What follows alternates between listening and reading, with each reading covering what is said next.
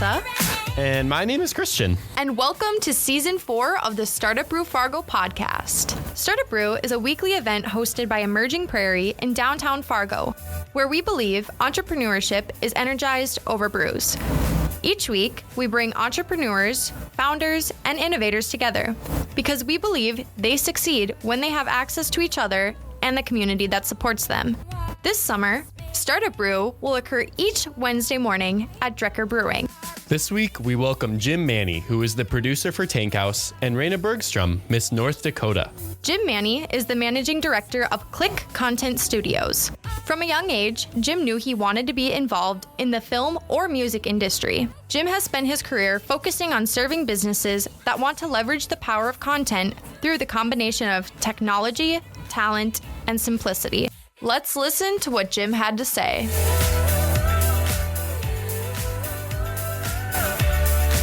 Thank you.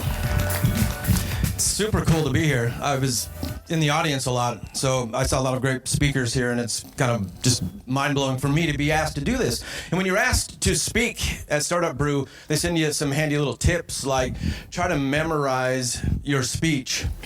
And I'm thinking, yeah, I can't memorize the zip code in West Fargo when I'm buying stuff on Amazon. I'm not going to remember 6 minutes of what I'm going to say up here. And a buddy of mine said, it's only 6 minutes. It's 6 minutes. You can fill 6 minutes. And I was like, 6 minutes is relative, because 6 minutes of getting a massage goes a lot faster than, say, 6 minutes over at Ice House doing CrossFit. So, all right. But I'm really happy to be here, and thank you for the nice introduction. Tank House is a film about two incredibly pretentious theater actors who are banished from New York City after an unfortunate incident during a performance, and they end up in Fargo, North Dakota, wanting to start a theatrical revolution. And our journey begins about 3 years ago, really. Actually, let's go back a little further. Make it 4 years ago. And we're bi-coastal. So in New York City, two recent NYU grads, Noam Tomashoff and Chelsea Fry, started working on some sketch comedy, and one of them was about these pretentious theater actors that they'd, I guess, come across in their career over the years in high school drama and later on in college. And they thought it was so funny that they shot a short film, and they took it to Denver, Colorado, to a thing called Series Fest. Now, while this was going on, a young producer in Los Angeles named Matthew Cooper just finished his very first short film and was looking for his next project. And these two worlds collided in Denver, Colorado at Series Fest. They hit it off from the very beginning, and they decided to all move to LA, and they were going to start working on the script that would become Tank House. And one of the early iterations of Tank House ended up in the hands of a gentleman named Travis Rosenbluth. And he said, I love this idea, it's funny, but instead of upstate New York, what if the lead actors are banished to Fargo, North Dakota? So that would be funny, right? And Travis happened to live in Fargo at the time. Now, to get to this point even is pretty miraculous that all these things fell into place. So Travis comes back to Fargo, and he starts meeting up with people like Margie Bailey and Art Phillips, former owner of Video Arts, and anybody involved in the arts community and setting up meetings. One of these meetings was with Forum Communications President Bill Marcille Jr. The Marcille family and Bill have been huge proponents of the arts community in Fargo, Moorhead. And he took this meeting, and he thought, this is going to be great, because about this same time, where I work at Click Content Studios, we had been producing a couple of TV shows that ran on Fox Sports North and the ABC stations around the U.S., and we finished a few documentaries too. And we wanted to do something bigger, but we didn't know if we could take on something like Tank House. And so luckily, this all happened within a few weeks. Bill meets with the guys from Tank House. We all get together and say, let's do this thing. Let's figure out how to shoot a film in Fargo. So this was about March of 2019. Now, creating a film, shooting a film, is almost identical to starting a company. If you're an entrepreneur, you're going to go through the same steps, right? You have an idea. In our case, it was a script. You need to form a company. We formed Tank House LLC. You need to find funding, which we found through Click Content Studios and the Marcel family, and in other places too. And then you hire employees. In our case, it was cast and crew. And then, of course, you try to make the product or launch your website or whatever it was. And so in the 6 months from March to about October or September of 2019 is when we did all of this planning. And so shooting began in, I think it was September, middle of September or so of 2019. We had exactly 15 days to shoot in Fargo. Now, a lot of it was outside, and you can imagine what September and October is like. We shot all the inside shots at one time, and it was beautiful outside, 72 degrees every single day. And then when we moved to outside shots, it was about 40 degrees every single day.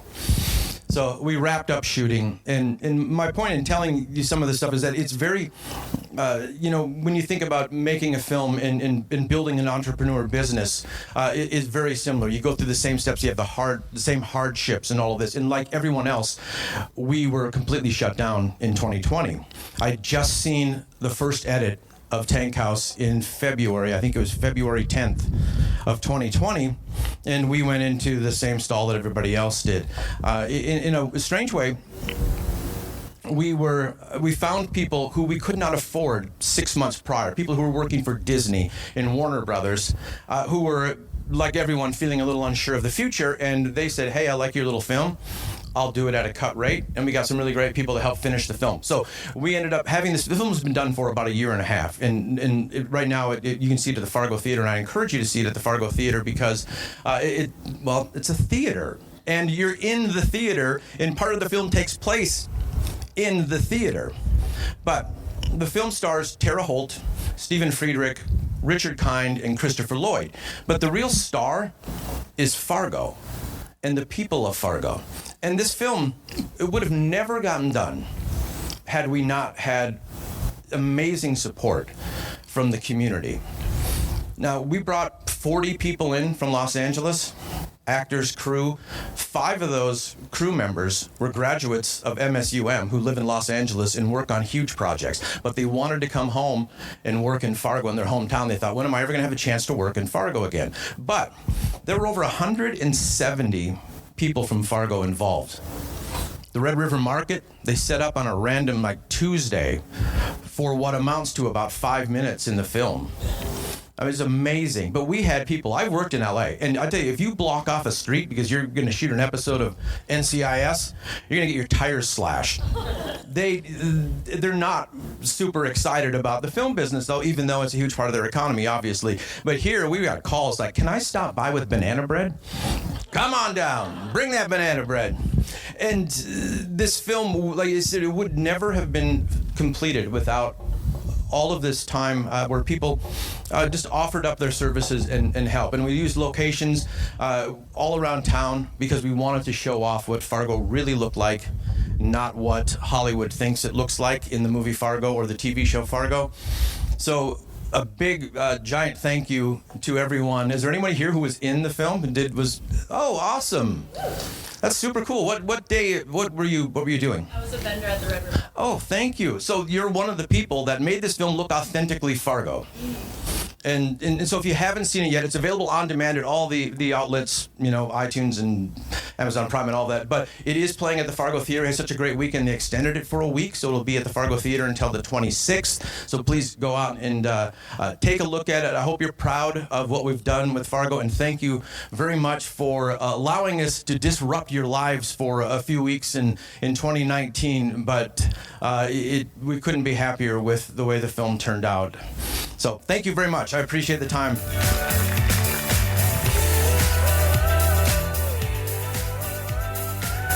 Christian, what did you want to be when you grew up? Tressa, I think I wanted to be an astronaut. Oh, really? Well, you could still make that dream come true. I'm just not sure about that. But on to our next founder. Reyna Bergstrom is the winner of the 2021 Miss North Dakota competition. Reyna has created a message that addresses the importance of community and connection within this influencer and digital era. Today, she will be elaborating on her belief that it's important to remind one another that every individual has what it takes to make a positive impact wherever they might be. Let's listen to what Reyna had to say.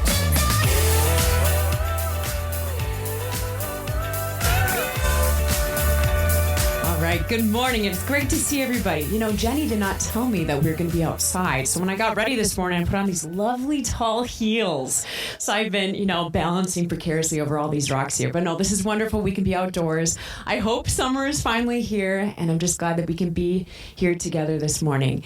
Like Jenny said, my name is Reyna Bergstrom, and I've had the joy of serving as Miss North Dakota for the last 11 months. I have just 1 month left. It is, in fact, a 1-year job. And every single year, the competition, yes, we call it a competition, no longer a pageant, actually, takes place in Williston, North Dakota. And my journey is becoming Miss North Dakota didn't begin this past year, but in fact 7 years ago, while I was a freshman at Concordia College. I was 19 years old the first time that I decided to compete, and the way that the Miss America organization is structured is it's a 3-tier system. So we have local competitions, and if you win a local competition, that makes you eligible for the state competition and competing then for the job of Miss North Dakota or whatever state you're in. And then if you win that state title, you win the job for the year, and then get to go on to compete for the job of Miss America. And so when I was 19 years old, I had a family friend who was Miss North Dakota at the time, Jackie Ernest. She's also from Fargo, and she encouraged me to compete. And I've grown up loving the arts. Being from Fargo, growing up here, I was able to plug in at a young age, playing the violin, the piano, doing a lot of performing arts things. And she told me that this would be a great opportunity to compete because talent is the largest part of our competition. So I said, "Oh, sure, that sounds fun." It was a February 2015. And I signed up just a couple of days before this local competition and really didn't know what I was getting myself into because other than watching Miss America on ABC every year, I had no idea about the world of pageants. And it just was never something that I thought, oh, that could be me one day. It never even crossed my mind. Sure, I'd grown up doing the performing arts, but I was very shy as a kid, and public speaking, something like this, absolutely terrified me at this point in my life. But I signed up because I figured I have nothing to lose and ended up winning a local title that day. And that day they told me then that I was going to compete for the job of Miss North Dakota. And that was 3 months later. So I was ready to go. I had actually started training out in Western Montana to be a Bible camp counselor at the time. So I'd done about a week of camp counselor training out west and rode the train from Whitefish, Montana to Williston, arrived in my Chaco sandals and gym shorts, hadn't showered in a week. I was like, okay, I'm competing for the job of Miss North Dakota. And I had about an hour to get ready before we had to do our first activity. And it's a week long of a competition. And that first week of doing this, I was so impressed by the community of people who I was surrounded by, the caliber of the ladies who I was competing alongside, but really the volunteers and the staff who were part of this organization.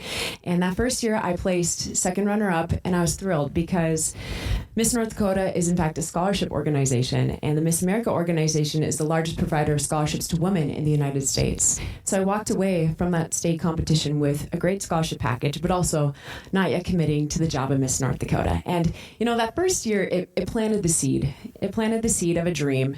And while I was competing that week, it dawned on me, the job of Miss North Dakota, what an opportunity to serve this state and a place that's given so much to me over the course of my life. And to one day to become Miss North Dakota, to be a role model for young people across the state, I want that opportunity.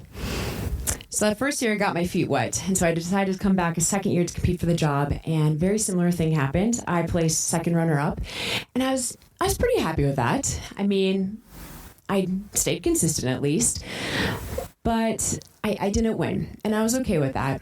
I was halfway through college at this point, had just finished my sophomore year at Concordia, and after that happened, I figured, I want to finish school, I want to graduate, and then maybe in a couple years I'll come back and I'll try this one more time. And that's exactly what I did. 3 years later then, I competed for what I thought was my very last time. And I worked really hard. The main part of the competition is, of course, talent. And then we have an onstage interview and then an onstage question and a private interview. So it's a lot of public speaking. And I prepped to what I thought was the best of my ability. And I felt really good going into the state competition. This was in 2019. And I got to the state competition and I won every element of the state competition. I was thrilled. I was like, yes, I got this. This is my time. And got to the final round, and it comes down to a judge's final ballot. And I ended up getting first runner up. And well, sure, that's wonderful. Second place, right? I hadn't gotten my dream. I hadn't achieved it. And so I was bummed. And at that point in time, I really questioned my worth, to be honest, because I was like, well, maybe I'm just not good enough. It's not meant to be. It's not in the cards. I'm not pretty enough. I'm not smart enough. I can't communicate effectively. And I just kind of ruled it out and I moved on. And it wasn't until 8 months later, when the last local competition of the season, North Dakota on average has around 5 to 8 locals a year. And the new local director of this specific competition reached out and said, Reyna, I think you should try this just one more time. First of all, I was like, I don't know you. You don't know my story. What are you talking about? But that kind of got the wheels turning again. And I talked to my mom. I talked to my sister, who's my best friend. I talked to a number of the people in my life who are closest to me. And each and every one of them encouraged me and said, Reyna, we think you should do it again. This was March of 2020. So I competed in a local competition. And then, of course, 2 weeks later, the pandemic hit. And the state competition, instead of happening of June of 2020, of course, was canceled with everything else in our world. And it was postponed to June of 2021. So instead of having about 3 months to reflect and think about why I still wanted this, I ended up having 15 months. And in those 15 months, I, along with all of you, spent a lot of time at home, had a lot of time to think. And during that time, I realized, wow, how cool would it be to win in June of 2021 and get to go interact with people, interact with students across the state of North Dakota. And instead of having a year where I'm literally all alone, I'd have a year where I get to be out and meeting with people and engaging with one another. And that just kept being front of mind as I was preparing for the state competition in June of 2021. And of course, June came in 2021 and I felt peace. I didn't expect to win because I'd been so close multiple other times. So I knew how that felt to get so close and then it not happen. So I remember when I was holding the other gal's hands, when it was just us two on a stage that finals night, I was holding her hands. I was like, it's not me. It can't be me. I've been here before. This isn't going to happen. So when it did, it was incredibly validating because it had been 7 years in the making where I'd been working for that dream. I know for many of us here, we're all on our own journeys, whatever that might be. And what I've been telling kids this year is a lot of things in life are going to take work. They're going to take perseverance. You're going to have to keep going after it again and again and again. And very rarely does it happen that first time. But if you do continue to work for something and chase it with all you got, I promise it'll be worth it. And it might not happen the first time, the second time, the third time, the fourth time, maybe not even the fifth time. But I do believe that perseverance does pay off and that perseverance gets us places in life. And so this past year, I've had the most up and down, crazy, wild ride of a year. I was able to compete at the 100-year anniversary of Miss America, which was a true honor to stand on that iconic stage and say, hey, I'm Reyna and I'm from North Dakota. I had such pride in saying those words. And I've been able to travel crisscross across the state. I put on about 20,000 miles on my car, which hurts now with the cost of gas prices. But, when I first started in June of 2021. I think I filled up my tank for about $30. Now it's about $60, so that hurts a little bit. But it's been such a joy getting to talk with people and meet with people across the state, visiting corners of North Dakota I've never seen. Before this year, I felt like I'd really seen the interstate and the cities off the interstate, but going to rural, small towns. I was in Plaza, North Dakota last week, which is a agriculture farming community. And it's just so fun. I hopped in on a random coffee hour happening in a hardware store. And it was about 6 older people who've been doing this for years and sat and talked with them over coffee. Moments like that, that's what this life is meant for, is for conversation and relationship. And so I know I'm probably coming up on my time, but I want to leave you with a quote. And it's Nelson Mandela said this many years ago. When we allow our own light to shine, we unconsciously give others the permission to do the same. So I want us to remember that. And I just want to thank you for being here this morning, being in a relationship with one another and connecting, because this is what life is truly about.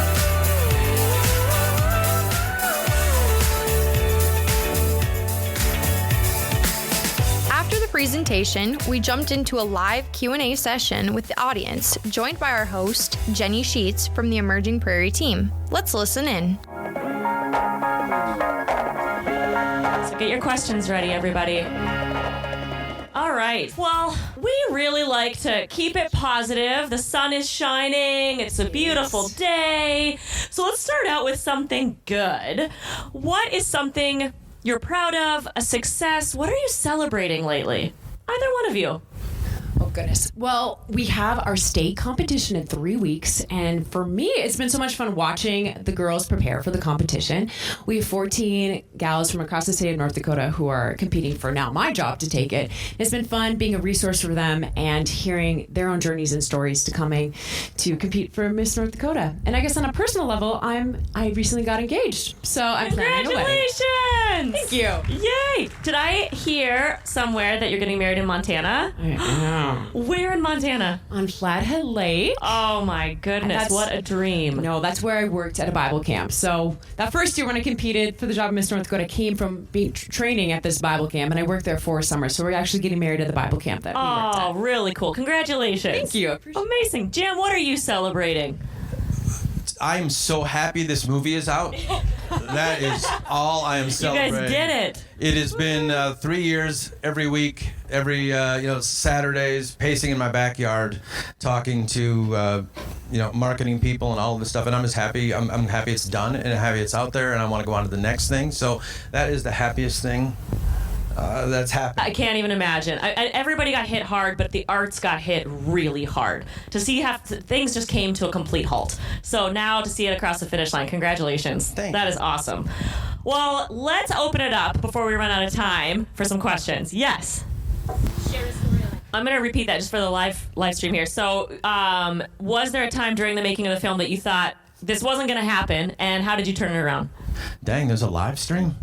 Hey, that's you guys. I would have been really nervous had I known that. Or more nervous. So every day I felt like that, to be honest. There was, especially when COVID hit and we shut down and nothing happened for months, I was nervous. But I sat at the Fargo Theater. I went to LA for the LA premiere, which is something I never thought would ever happen in a billion years, that I would get to go and participate in this. So it was really, starstruck, and, my head was on a swivel. And I wasn't nervous for that, because those were not my people.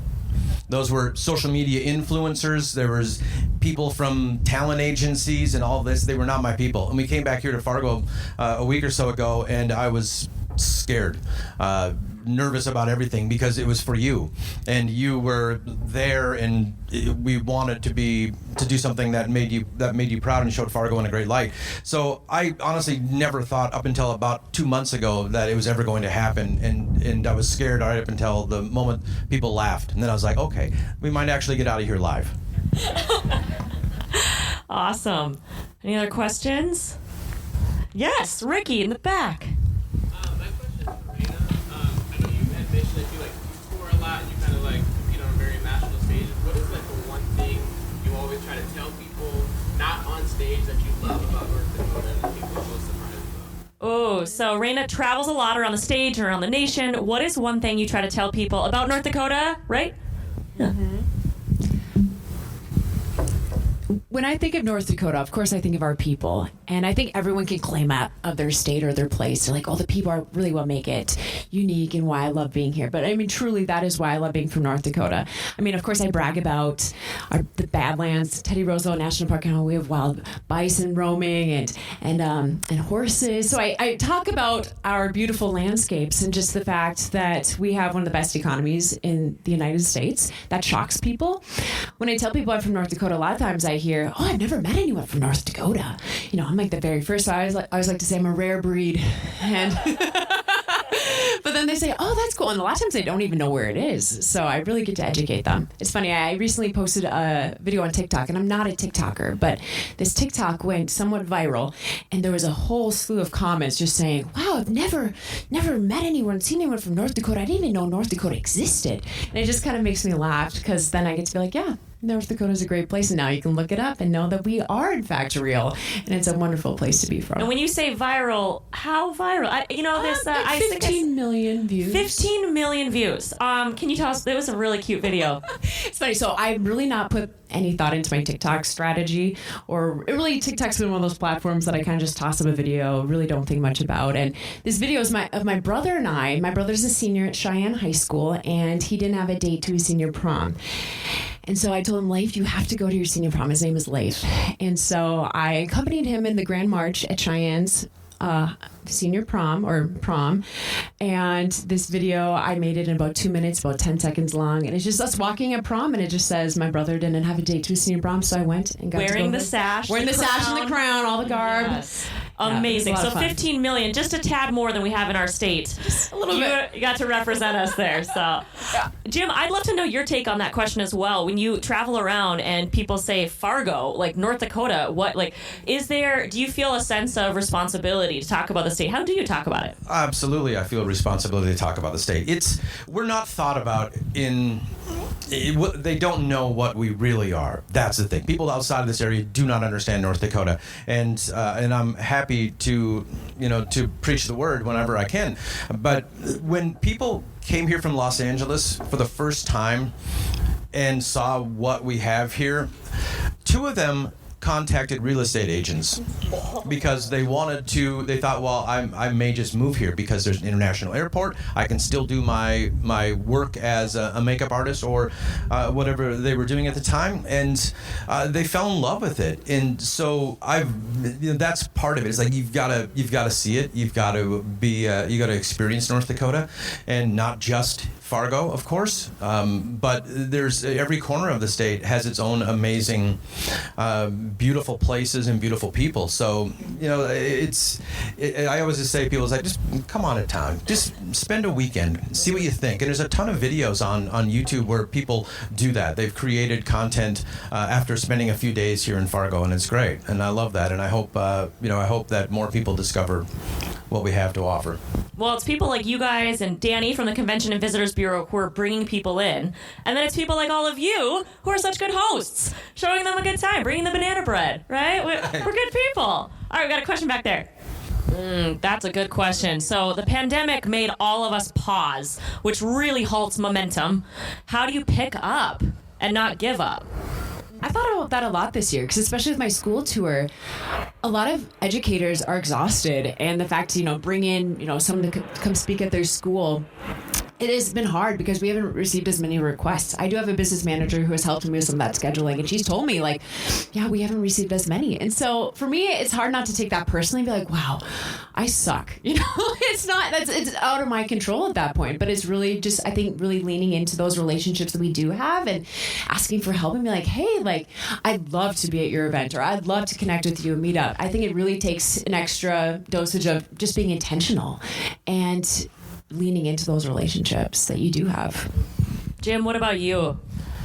Well, it was difficult, but I made a promise to myself that I was going to do something useful during this time, because all of a sudden my time freed up. I didn't have to drive into work anymore. We were working from home at the time, and there was a little bit of, all this uncertainty that I think we all experienced. But what I ended up doing is I found something that I was going, at the end of when I knew it was going to someday be over, I knew that I was going to be a better person for it somehow. And so I turned inward and just started working on things that I knew I needed to work on. Public speaking should have been one of them. But that's what I did. I wanted to keep creative and to do things that I hadn't done before. I started composing music, orchestrating music, which I'm not a great musician, but that's what I did, and I wanted to come out of it feeling like I did something with the time, and that helped me feel like I wasn't just on pause. That's really good advice. I feel like a lot of us did that, where if we couldn't work on our business or we couldn't compete or finish the film, you had to do something, anything, right? I also did music. I picked up the flute for the first time since 8th grade. I'm really good. Yeah. I'll play for you sometime. Collab, definitely. Hot cross buns. I am dialed. Well, before we wrap up, I've got one last question for you guys. But Reyna, what's this box down here? There's something a little sparkly in there. What? Really? Do you want me to pull it out? I would love to see it. So something. as I get caught around here. I do get to wear what's in this box every once in a while.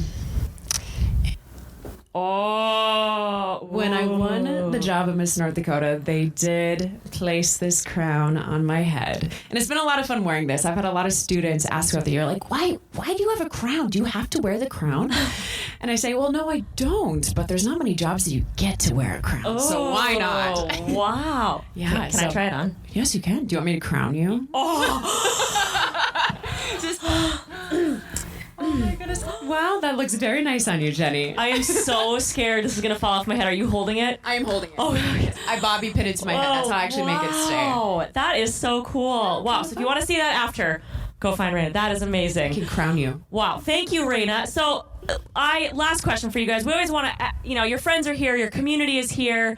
Welcome, both of you. Welcome back to Fargo. You're on the road a lot, so you're here. What is one thing that we can do to support your work right now?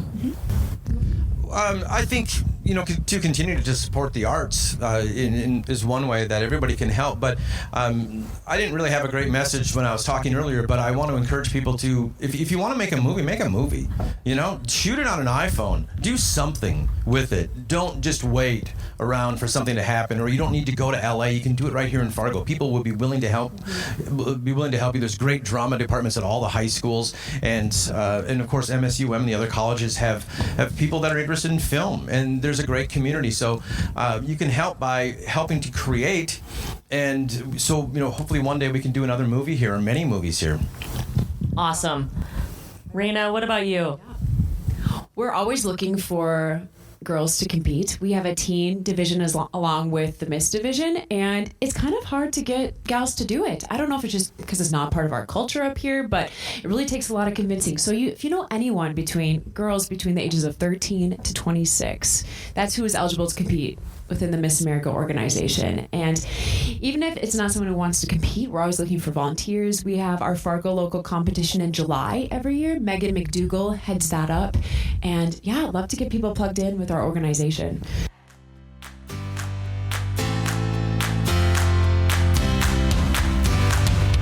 And that's all we have for this week's StartupBREW Fargo. Thanks for listening in.